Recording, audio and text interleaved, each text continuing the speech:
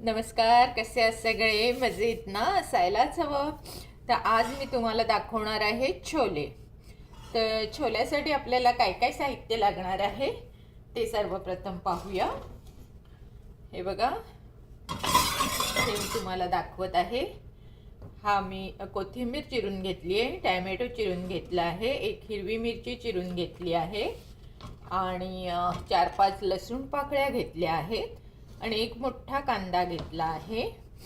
इथे बटाटा एक पाण्यात कापून ठेवलेला आहे आणि आपलं बाकीचे रोजचे जे मसाले असतात ते मी तुम्हाला घालता घालता दाखवणार आहे.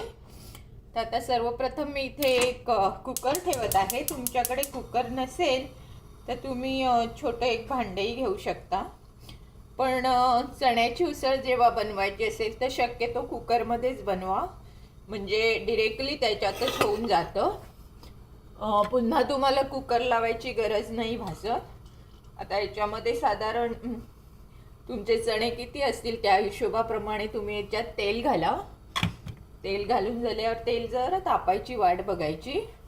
ह्याच्यामध्ये आपण मोहरीची फोडणी नाही देत, ह्याला लसणाचीच फोडणी देतात. पण मी जर असं ह्याच्यामध्ये जिरं टाकते, तुम्ही टाकून बघा.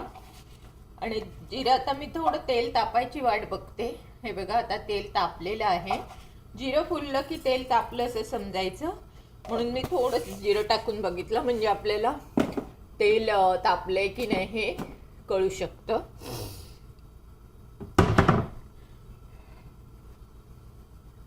हे बघा, आता जिरं याचं छान फुलत आलेलं आहे.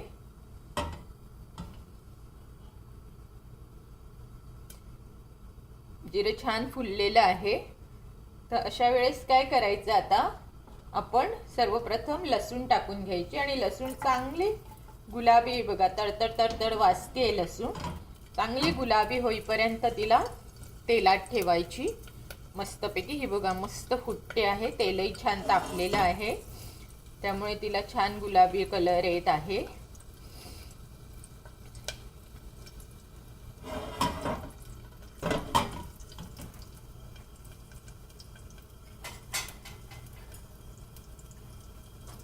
आता ह्याच्यावर ही बघा, आता ही गुलाबी झालेली आहे लसूण. काही काही लोक लसूण बर्न सुद्धा करतात, तीही छान लागते. पण गुलाबी केलात तर अजून छान लागेल. काही लोकांना बर्न आवडते. त्यावर मात्र तुम्ही आता ही मिरची टाकायची आणि लगेचच हा कापलेला कांदा टाकायचा.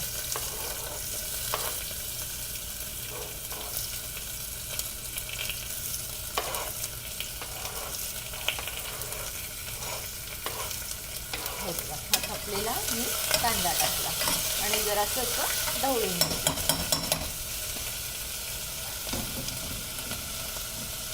आता काय करायचं, ह्या कांद्यावर तुम्ही सगळे बाकीचे तुमचे जे मसाले आहेत ते टाकायचे. सर्वप्रथम मी हिंग टाकते, थोडा हिंग टाकला.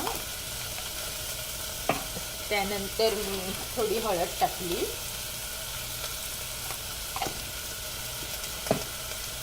त्यानंतर मी थोडा ओवा टाकते, कारण का हा ओवा असा हातात घ्या आणि असा क्रश करून टाका. कारण का जरा चणे असतात ते पोटाला बाधक असतात, म्हणून थोडासा ओवा टाकायचा.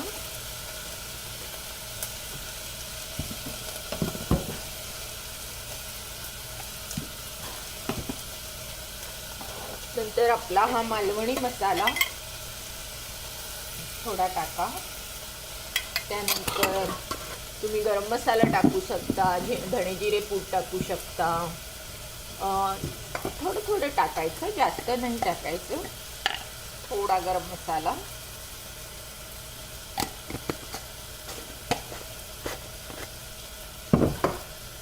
जिरा आपण ऑलरेडी टाकलंय त्यामुळे धणे टाकते, धणा पावडर टाकते.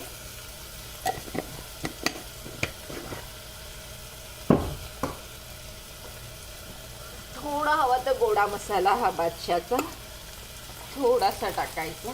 खूप छान चव येते या जण्यांना.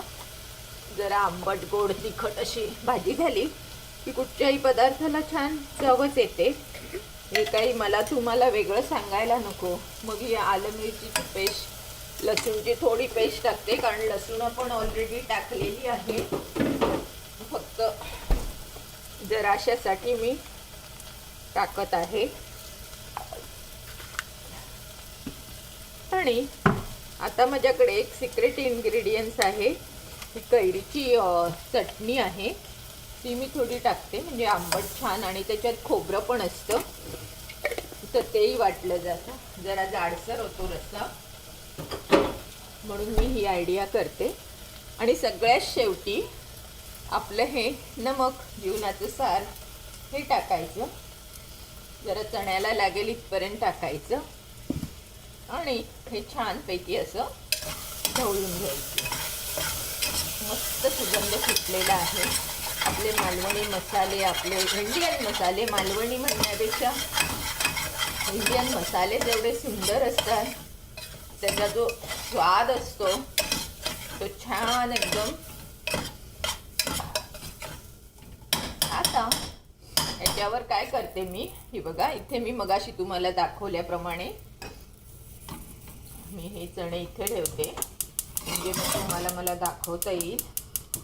हे बघा, हे मी टॅमॅटो आणि हे कोथिंबीर कापलेलं मगाशी दाखवलं. तर मी आता काय करते, ही वरवरची जी कोथिंबीर आहे, पानं, ही पानं मी फक्त वर ठेवायला म्हणून इथे ठेवते. आणि हे जे देठ आणि टॅमॅटो हे सगळं पुन्हा मी ह्या कुकरमध्ये घालून घेते.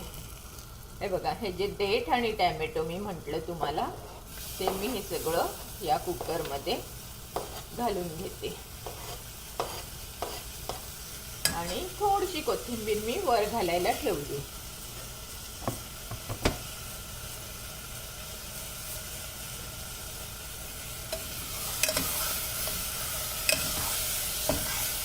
आणि हे छान असं ढवळून घ्यायचं. गॅस मात्र बारीक नाही तर मीडियम ठेवा, नाही तर खाली लागण्याची शक्यता असते.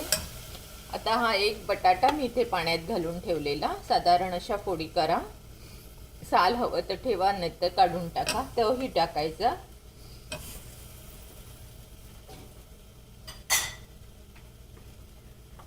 आणि सरते शेवटी हे चणे टाका. हे बघा, हे मी असे भिजत घालून ठेवलेले, हे सरते शेवटी हे चणे टाका. आणि मुख्य म्हणजे मी सांगायला तुम्हाला पाहिजे की हे चणे जे आहे हे मी स्वच्छ धुवून ह्याच्यात ठेवले होते, त्यामुळे हेच पाणी तुम्ही चणे भिजवायला वापरू शकता. तर माझ्याकडे 1 वाटी चणे होते, मी हे 1 वाटी चणे घातलेले. आपण ह्याच्यात 2 वाट्या पाणी ह्याच्यात घालायचं आहे. पण मी पुन्हा सांगते, हे चणे भिजवलेलंच पाणी तुम्ही ह्याच्यात घालायचं आहे. मी 2 वाट्या चण्यांचं पाणी घातलंय, जास्त नाही घालायचं. पण हे पाणी तुम्ही फेकून देऊ नका, नंतर जर तुम्हाला लागल्यास तुम्ही हेच पाणी वापरू शकता. पण शिजवताना फक्त 2च वाट्या घालायचं आणि हे पाणी असंच ठेवून द्यायचं. आणि आता त्याला जरा छान उकळी येऊ द्यायची. मस्त असं सगळं ढवळून घ्या. मसाले सगळे असे मुरले पाहिजे. बघा, असं छान हे सगळं सरमिसळ झालं पाहिजे. आणि जर अशी चव घेऊन बघा, एकदम परफेक्ट झालेलं आहे. आंबट, तिखट, गोड एकदम छान झालेलं आहे. तर आता हे मी बंद करत आहे कुकर आणि गॅस मीडियम ठेवत आहे. आणि 3 शिट्या होईपर्यंत वाट बघायची. 3 शिट्या झाल्यावर बघूया काय होतं ते.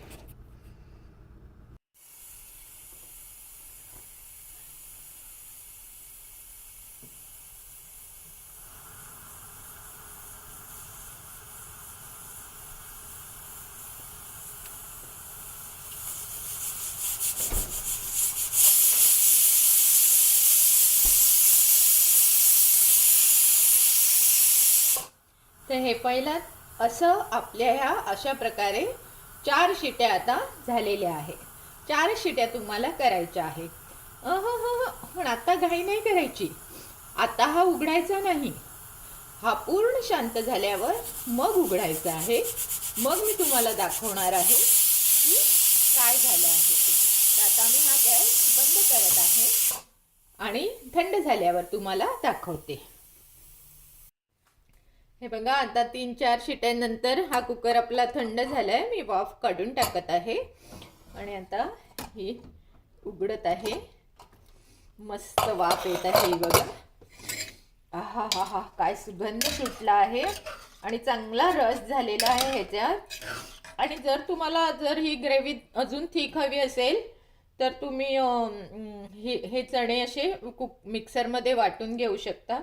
पण हे बघा, हे केवढे स्मॅश झालेले आहेत. हे बघा, अगदी हाताने असे मस्त दाबले जात आहेत. पहा बरे. आणि ह्याच्यामध्ये तुम्ही मीठ मसाला टाकल्यामुळे ते ऑलरेडी त्या चण्यात मिक्स झालेले आहेत. हा आपला बटाटा पण बघा इझिली ते नखाने तुटत आहे. मस्त रसभाजी झालेली आहे. मी आता ह्याच्यात हे चणे वाटून नाही टाकत आहे, कारण ऑलरेडी हे घट्ट झालेलं आहे माझं. हे पहा, मी तुम्हाला दाखवणार आहे. नंतर ही जी तुमच्याकडे कोथिंबीर कापून ठेवलेली असते ती अशी वरतून टाकायची फक्त. आणि एक्स्ट्राचं पाणी तुम्ही ठेवलेलं, पण जर तुम्हाला नको असेल तर ते नाही टाकायचं. तर माझी चांगली भरपूर रसभाजी झालेली आहे. मी तुम्हाला दाखवते. हे बघा, तुम्हाला दिसत असेल. हा बघा, हे बघा किती सुंदर आपली भाजी झालेली आहे. तर अशा प्रकारे ही जर तुम्ही अशी चमचमीत भाजी केलात आणि घरच्यांना खायला घालाल तर सगळेच तुमच्यावर खुश. तर अशी तुम्ही करा आणि नेहमीप्रमाणे माझा व्हिडिओ लाईक, शेअर आणि सबस्क्राईब करायला विसरू नका. धन्यवाद.